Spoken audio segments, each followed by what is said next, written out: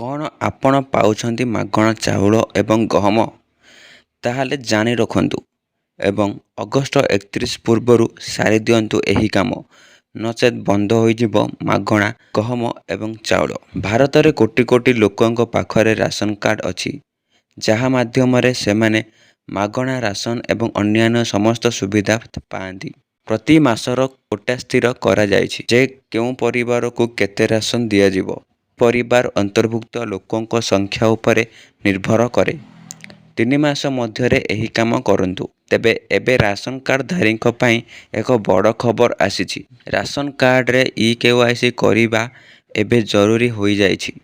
5 ବର୍ଷରୁ ଅଧିକ ବୟସର ସମସ୍ତ ଲୋକଙ୍କର KYC କରିବା ଜରୁରୀ। ଯଦି ଏହା କରାଯାଏ ନାହିଁ, ତେବେ ରାସନ କାର୍ଡ଼ ବନ୍ଦ ହୋଇଯିବ ଏବଂ ମାଗଣା ରାସନର ସୁବିଧା ମଧ୍ୟ ଉପଲବ୍ଧ ହେବ ନାହିଁ।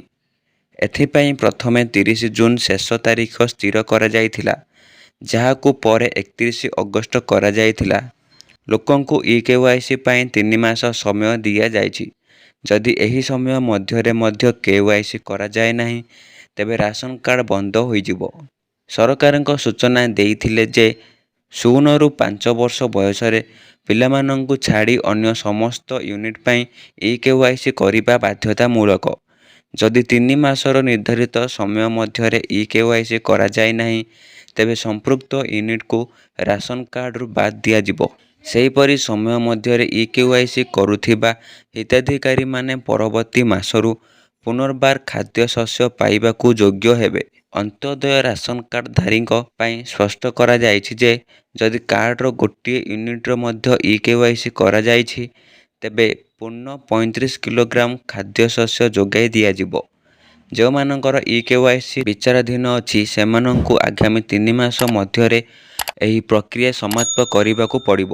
ଏହା ବ୍ୟତୀତ ନୂତନ ରାସନ କାର୍ଡ଼ କିମ୍ବା ପୁରୁଣା କାର୍ଡ଼ରେ ଯୋଡ଼ା ଯାଇଥିବା ନୂତନ ୟୁନିଟ୍ର ସମସ୍ତ ସଦସ୍ୟଙ୍କ ପାଇଁ ଖାଦ୍ୟଶସ୍ୟ ଗ୍ରହଣ କରିବା ପୂର୍ବରୁ ଇ-KYC କରିବା ବାଧ୍ୟତାମୂଳକ ହେବ।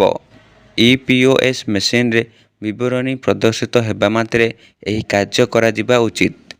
ଜିଲ୍ଲା ଯୋଗାଣ ଅଧିକାରୀ ଜିଲ୍ଲାର ସମସ୍ତ ହିତାଧିକାରୀଙ୍କୁ ଅଗଷ୍ଟ 31 ପୂର୍ବରୁ ସେମାନଙ୍କ ରାସନ କାର୍ଡ଼ର ସମସ୍ତ ୟୁନିଟ୍ ପାଇଁ ଇ-KYC କରିବାକୁ ନିବେଦନ କରିଛନ୍ତି, ଯାହାଦ୍ୱାରା ସେପ୍ଟେମ୍ବର ମାସରେ ବଣ୍ଟନ ସମୟରେ କୌଣସି ଅସୁବିଧା ନ ହୁଏ।